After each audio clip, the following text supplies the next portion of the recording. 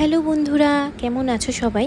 তো আজকে আমি কিন্তু তোমাদের জন্য আবারও একটা আমার খুব প্রিয় মাছের একটা রেসিপি নিয়ে কিন্তু চলে এসেছি। তো তোমাদের এই মাছটা কার কার প্রিয়? তোমরা কি চিনতে পারছো এটা কী মাছ? এটা হলো বোয়াল মাছ, যেটা আমি আজকে বাজার থেকে নিয়ে এসেছিলাম। 1/2 কিলো বোয়াল মাছ আছে এখানে। মাছটা কিন্তু খুবই ফ্রেশ ছিল, তাই ভাবলাম যে নিয়েই যাই তাহলে বাড়িতে। তো তোমাদের সবার কাছে পুরো ভিডিওটা দেখার আমি অনুরোধ করছি, কেউ কিন্তু ভিডিওটা স্কিপ করে যেও না। তাহলে চলো রেসিপিটা শুরু করা যাক। এখানে ওই 1/2 কিলো মতো বোয়াল মাছ আছে, আর মাছটা কিন্তু ওই লেজের দিক থেকে কিছুটা এনেছিলাম। তো মাছগুলোকে কিন্তু খুব ভালো করে 2-3 বার জল দিয়ে ধুয়ে নিয়েছি। এবারে মাছের গায়ে দিয়ে দিচ্ছি স্বাদ মতো লবণ আর পরিমাণ মতো হলুদ, দিয়ে কিছুক্ষণের জন্য কিন্তু মাছটাকে মেখে রেখে দেবো। এবারে মাছের ঝোলের মশলার জন্য যে উপকরণগুলো আমার লাগছে একটা মিডিয়াম দেখে পেঁয়াজ, এটাকে আমি কুচিয়ে নিয়েছি 2 টুকরো আদা, রসুনের কোয়া, একটা মিডিয়াম দেখে টমেটো, নিয়েছি 5 থেকে 6টা মতো কাঁচা লঙ্কা, আর নিয়েছি 2টো মিডিয়াম দেখে আলু, যেগুলোকে আমি টুকরো করে নিয়েছি, আর নিয়েছি বড় চামচের 2 চামচ মতো সাদা গোটা জিরে। এবারে একটা কড়াই বসিয়ে দিয়ে কড়াইয়ের মধ্যে দিয়ে দিলাম পরিমাণ মতো সর্ষের তেল। আর তেলটা খুব ভালো মতো গরম হয়ে এলে আগে থেকে যে মাছগুলোকে লবণ হলুদ দিয়ে মাখিয়ে রেখেছিলাম, তো মাছগুলো এবারে কিন্তু খুবই হালকা করে ভেজে নেব। আর বোয়াল মাছ যেহেতু খুবই গায়ে ছেটে, তার মধ্যে দিয়ে দিচ্ছি সামান্য একটু তেল মাখিয়ে নিচ্ছি, যাতে মাছগুলো একটু কম গায়ে ছেটে। মাছগুলো কিন্তু আমি ঢেকে ভেজে নেব। আর এদিকে মাছগুলো ভেজে নিতে আমি অন্যদিকে সাদা জিরে, তার সাথে আদা কাঁচা লঙ্কাটাকে কিন্তু শিলনোড়ায় খুব ভালো করে বেটে নিচ্ছি। এদিকে গ্যাসের ফ্লেমটাকে মিডিয়ামে রেখে মাছগুলোকে কিন্তু বেশ কিছুক্ষণ সময় নিয়ে ভেজে নিয়েছি। তো আমার সবকটা মাছ কিন্তু খুব ভালো করে ভাজা হয়ে গেছে।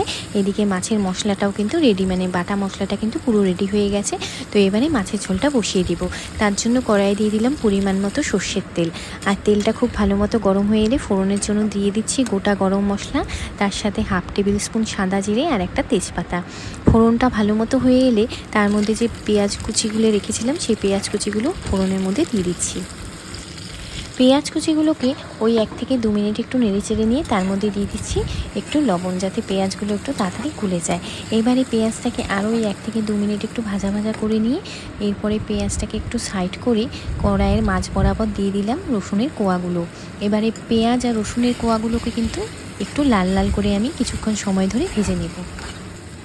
পেঁয়াজ কুচি আর রসুনের কোয়াগুলোকে কিন্তু বেশ কিছুক্ষণ সময় নিয়ে লাল করে ভেজে নিয়েছি। এবারে যে টমেটো কুচি, আলুর টুকরা, চেরা কাঁচা লঙ্কা 2টো ছিল, তার মধ্যে দিয়ে দিচ্ছি।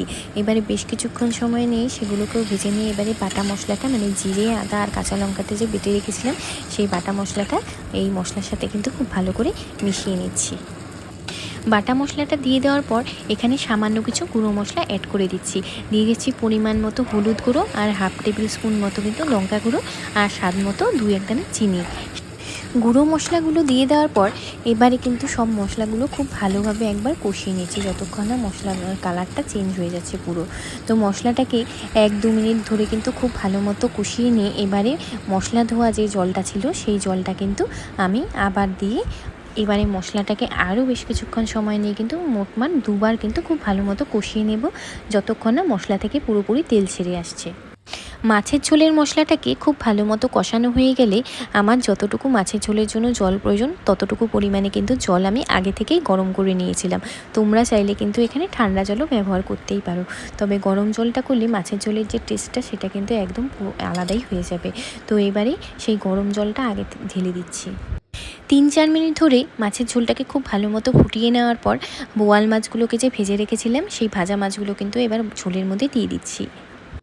মাছ কটা ঝোলের মধ্যে দিয়ে দেওয়ার পর আরও 1 মিনিট মতো মাছের ঝোলটা ফুটিয়ে নিয়ে গ্যাসের ফ্লেমটাকে অফ করে দিয়ে এবারে একটা বাটিতে নিয়ে নিয়েছি কিছু পরিমাণে গরম মশলা গুঁড়ো আর 1/2 টেবিল স্পুন মতো ঘি। এবারে মাছের ঝোলের সাথে গরম মশলা গুঁড়োটা মিশিয়ে নিয়ে কিন্তু মাছের ঝোলের মধ্যে দিয়ে দিচ্ছি। তো ঝটপট তৈরি হয়ে গেল আজকে আমার আলু দিয়ে বোয়াল মাছের ঝোল।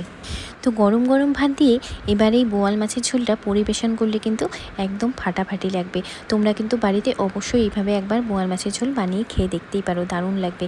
তো আজকের ভিডিওটা আমি এখানেই শেষ করছি। ভিডিওটা ভালো লেগে থাকলে আমার চ্যানেলটায় কিন্তু অবশ্যই একটা লাইক, শেয়ার আর সাবস্ক্রাইব করে দিও।